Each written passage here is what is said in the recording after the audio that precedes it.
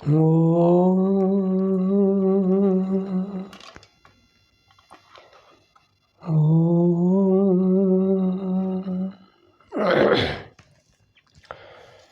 रामं लक्ष्मणं पूर्वजं रघुवीरं सीतापतिं सुन्दरं काकुत्स्थं करुणाकरं गुणनिधिं विप्रप्रियधार्मिकं राजेन्द्रं सत्यसन्धं दशरथतनयं श्यामलं शान्तमूर्ति वन्दे लोकाभिरामं रघुकुलतिलकं राघवं रावणारि मूकं करोति वाचालं पङ्गुलङ्घयतगिरिं यत्कृपातमं वन्दे परमानन्दमाधवं। भक्तवत्सल भगवान की जय। श्री मर्यादा पुरुष रामचंद्र की जय। लक्ष्मण लाल जी की जय। भरत लाल जी की जय। शत्रुघ्न लाल जी की जय। सीता देवी की जय। हनुमान जी की जय। मोर प्रिय श्रोता बंधु मान को नमस्कार करी आरंभ करने को जाऊँ। आपण मैंने पूर्वाध्याय शुणी दशरथ राजा गुरु वशिष्ठ को डाकी राम बहुत दिन है अंतर होइथिबारु तांको सहित परामर्श करुछंती। बहुत दिन हो गलानी राम लक्ष्मण धनु धरी जानी नांती सी कौन असुर को मारिबे किछि खबर पाइली नहीं। ये सब विचार करी कि उपाय करी मते कहतु। राम विरामर शरीर विदीर्ण हो जाउछि। कहूँ कहूँ अचेत हो गले। मंत्रीगण माने जल सिंची चेता कराइले। वशिष्ठ आश्वासना दे कहिले विश्वामित्र संगरे अछंती माने किछि दुख करना चिंता भी करना। विश्वामित्र जहाँ करुथिबे तुम्हारा मंगल करुथिबे से कथा हो। दूत रूप मंत्री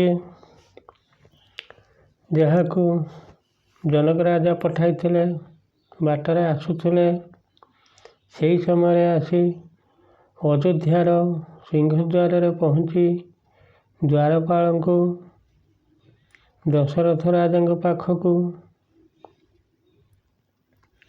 से द्वारपाल हाथ में खबर देले राजा कहबू मिथिला नगरु मते विश्वामित्र ऋषि श्रीराम शुभवार्ता दे पठाई जनक राजा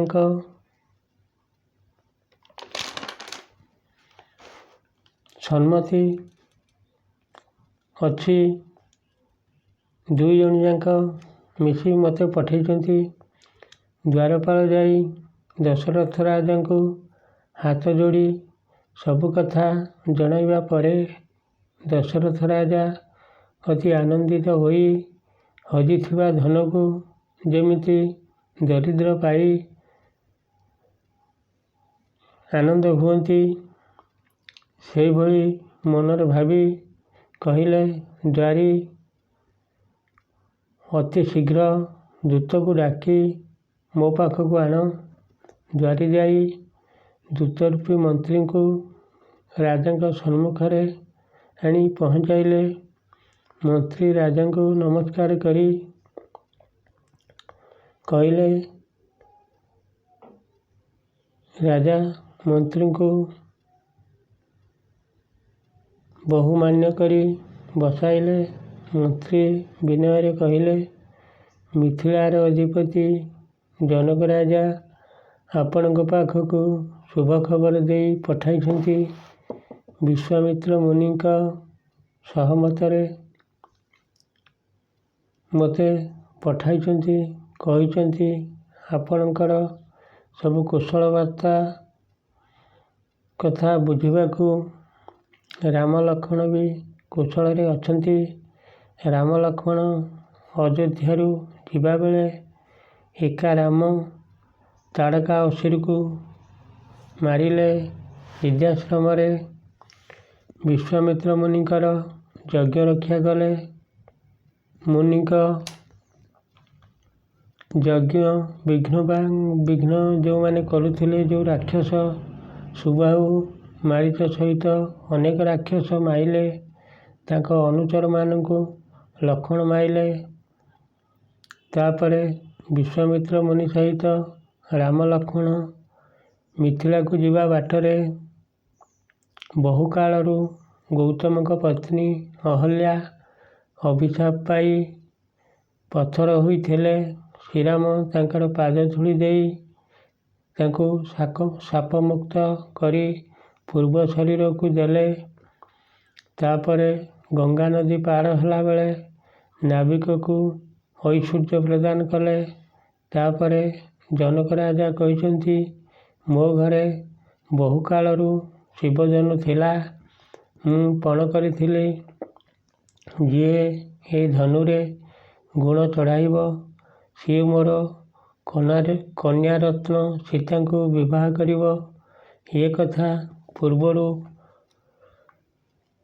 ଆପଣଙ୍କୁ ଜଣାଥିବ।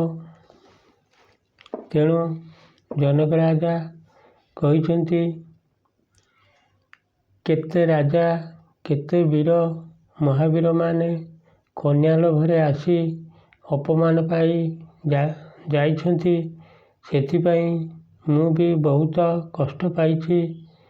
ଏ ପୁଣ୍ୟକର୍ମା ବିଶ୍ୱାମିତ୍ର ମୁନିଙ୍କ ସଙ୍ଗରେ ଆପଣଙ୍କ ଦୁଇ ପୁତ୍ର ଆସି ମୋ ପୁରରେ ରାଜସଭା ଅଗ୍ରତରେ ସେ ଧନୁକୁ ଭାଙ୍ଗି ମୋର ପଣକୁ ପୂର୍ଣ୍ଣ କରି ମୋତେ ମହା ଆନନ୍ଦ ଦେଇଛନ୍ତି। ଆପଣଙ୍କ ଅନୁମତି ପାଇଲେ ମୁଁ ସନ୍ତୋଷ ଚିତ୍ତରେ ମୋର ସୀତା କନ୍ୟା ଶ୍ରୀରାମଙ୍କୁ ଅର୍ପଣ କରିବି। ସେଥିପାଇଁ ଆପଣଙ୍କୁ ଅନୁରୋଧ, ଆପଣ ମିଥିଳାକୁ ଆସି ଶ୍ରୀରାମ ଲକ୍ଷ୍ମଣଙ୍କର ବିବାହ ଉତ୍ସବ ଶେଷ କରି ପୁତ୍ରଙ୍କ ସହିତ ପୁତ୍ରବଧୂ ସାଙ୍ଗରେ ନେଇ ଅଯୋଧ୍ୟାକୁ ପ୍ରତ୍ୟାବର୍ତ୍ତନ କରିବେ। ବିଶ୍ୱାମିତ୍ରଙ୍କ ଅନୁମତି ପାଇ ଜନକ ରାଜା ମୋତେ ପଠାଇଛନ୍ତି। ତେଣୁ ଆପଣଙ୍କର ଯାହା ଇଚ୍ଛା ହେଉଛି ଭାବିଚିନ୍ତି କରନ୍ତୁ। ମୋର ପ୍ରିୟ ଶ୍ରୋତାବନ୍ଧୁ, ବହୁତ ଶ୍ରୋତାବନ୍ଧୁ ଆଗରୁ ଦେଖୁଥିଲେ, କିନ୍ତୁ ବର୍ତ୍ତମାନ ଭିଡ଼ିଓ ଦିନେ ଦିନେ ବଡ଼ ହେବାରୁ କମ୍ ଦେଖୁଛନ୍ତି। ଏଣୁ ଆମେ ବାଧ୍ୟ ହୋଇ ଛୋଟ ଛୋଟ ଅଧ୍ୟାୟ କରୁଛୁ। ଏଣୁ ଆପଣମାନେ ପୁଣି ଯେତିକି ରହିଲା ଆଗାମୀ ଅଧ୍ୟାୟରେ ଶୁଣିବେ। ଏଣୁ ସେହି ମର୍ଯ୍ୟାଦା ପୁରୁଷ ମୋର ଶ୍ରୋତାବନ୍ଧୁମାନଙ୍କର ମଙ୍ଗଳ କରନ୍ତୁ। ଏ ବିଶ୍ୱକୁ ଭଲରେ ରଖନ୍ତୁ। ମୋର ଶ୍ରୋତାବନ୍ଧୁମାନଙ୍କୁ ନମସ୍କାର କରି, ସେଇ ଝଙ୍କଡ଼ବାହା ସିନେମା ଶରଣକୁ ନମସ୍କାର କରି, ସେଇ ମର୍ଯ୍ୟାଦା ପୁରୁଷ ରାମଚନ୍ଦ୍ରଙ୍କୁ ନମସ୍କାର କରି ବିଦାୟ ନେଉଛି। ଜୟ ଶ୍ରୀରାମ। ଆପଣମାନେ ଟିକେ ଯଦି ଭିଡ଼ିଓ ଭଲ ଲାଗୁଥାଏ, ଟିକେ ଭିଡ଼ିଓକୁ ସବସ୍କ୍ରାଇବ୍ କରୁଥିବେ, ଲାଇକ୍ ମଧ୍ୟ କରୁଥିବେ। ଏ ଅଧମ କ'ଣ ଆପଣଙ୍କୁ କହିବ, ଆପଣ ଜାଣିଥିବେ।